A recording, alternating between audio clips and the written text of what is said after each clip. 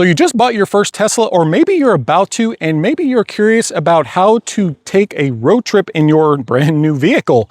Well, this video is actually for you. So today I'm going to outline my 1,500 plus mile road trip that I just took in my 2026 Tesla Model Y, all the way from Las Vegas, Nevada to Houston, Texas. I'm going to show you just how to make it as convenient as possible, as comfortable as possible, as well as most cost effective as possible. Without further ado, let's get started.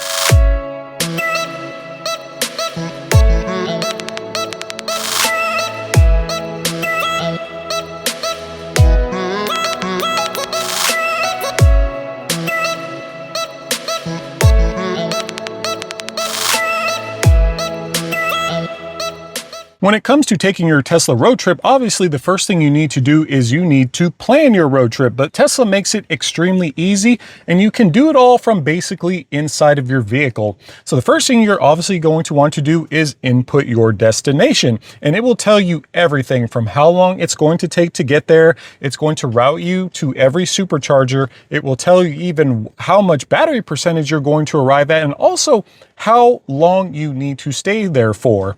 And there's a couple of different options when it comes to actual supercharging stops. There's two options. You can either get there with the fastest route, which will actually allow less time at each superchargers, or you can actually click on the best amenities and fewer stops. And then what's the difference between the two that you might ask? So fastest obviously will get you there as quickly as possible, but best amenities and fewer stops, that's for people that like to stop for just a little bit longer than 15 minutes. On my road trip, I found that by the time I was actually ready to leave my supercharger spot, meaning after I used the restroom, after I actually, kind of got out, stretched and walked around for a bit, I found that the car was actually ready to go before I was. So the best amenities and fewer charging stops option actually might be better for you. It actually allows things like if you want to maybe sit down at a restaurant, if you want to go shopping, or if you're one of those you just want to stay at the supercharging longer. I see this as a great option for people with kids because, if you have children, a 10-minute charging stop, that just ain't going to cut it. So that might be something that's actually better for you. And Tesla also has another great option as well, because I found on my road trips, say that you are approaching your stop for the night and you're only going to arrive with 10% power, which I'm not a big fan of that, because I don't want to, if I, for example, say that I don't find a hotel that has supercharging or free charging and all that, I don't want to arrive with 10% because either I have to go to the supercharger before I leave, or I have to do it in the morning right before I get on the road. So you can actually go into your settings and you can do something called set arrival energy, where you can actually set how much energy that you want to arrive with, and it will adjust your supercharging stops accordingly. Something that sets Tesla apart when it comes to road trips is the comfort and the convenience while you're on the road. And that's mainly due to full self-driving. So for me, I have full self-driving on my car. And for my 1,500 mile road trip, I drove less than 5 miles of it. And I'm not even kidding. The only times I can even remember driving is when I would back into the supercharger space, because let's admit, Tesla's auto park feature is not the fastest. It works, it's great, but I can park a lot faster. And then I had to pass a semi on a one-lane road just because I don't think Tesla has taught the car just how to do that yet. So that's the only few instances I actually remember driving. So when I say I drove 5 miles, it was honestly probably a lot less than that. But when it comes to full self-driving as well, we're going to talk about the fatigue factor on when you arrive. So when I would drive, a gas car or anything without these features, I would show up to my destination and I would be exhausted. I would, just park my car, go up to my hotel room, and I would pass out. But not in this case.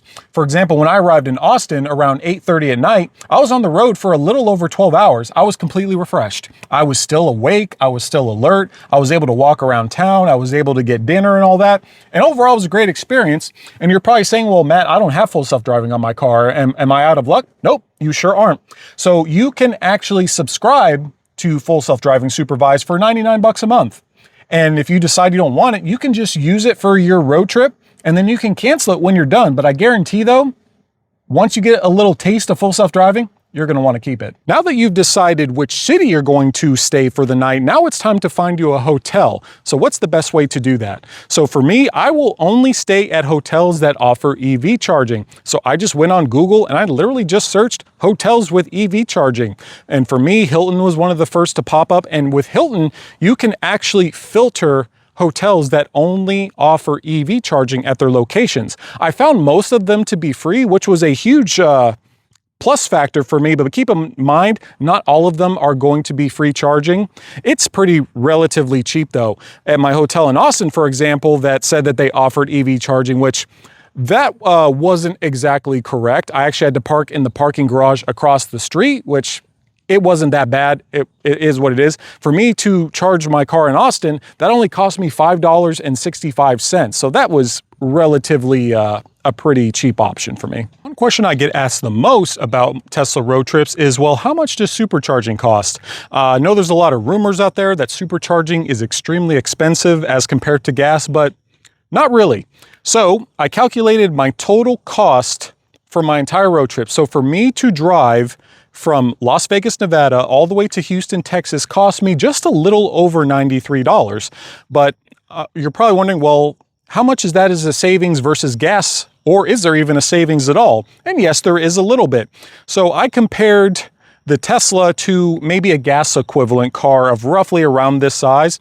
And I found that to drive a gas version of this vehicle would cost around $140 to $150. It's not exact, but it's pretty close. So you're saving about 50 or 60 bucks, which, you know, even though that doesn't seem like much, that's actually a lot. And combined with the free charging that I was getting at my hotels overnight, it made it extremely convenient. I will be the first to admit that when it comes to stopping at some superchargers, some of them are not in the classiest of locations. One of my main issues at a couple of them is that there wasn't a restroom nearby. There was one in kind of middle of nowhere, Texas, where I had to walk about 10 minutes up the street and I actually had to go use the restroom in a bar.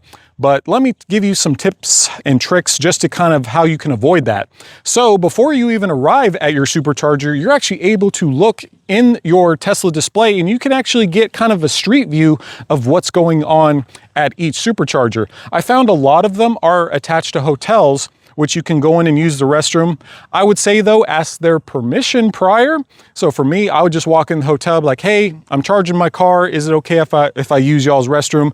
100% of the time, they say yes. I've never met somebody at a hotel front desk that says, no, you cannot use the restroom here. It's just polite to ask, you know that. I was actually at one of the superchargers in New Mexico and it was attached to a hotel. And I actually asked them like, hey, I'm charging my car. Can I go in and use your restroom real fast? They're like, oh, absolutely. And they're like, even, yeah, we have free coffee there if you'd like to take a cup for the roads. So that was super clutch. And I appreciate y'all at the Holiday Inn in New Mexico for accommodating me. Well, folks, now you are on your way to planning your first Tesla road trip. I hope you enjoyed the video and found it educational. If you did, hit that thumbs up. And if you're new to the channel, haven't subscribed yet, hit that subscribe button below. It helps me and Tuxie out a lot. Tuxie's my dog, by the way, if you're new to the channel, but hope you enjoy the rest of your day. See ya.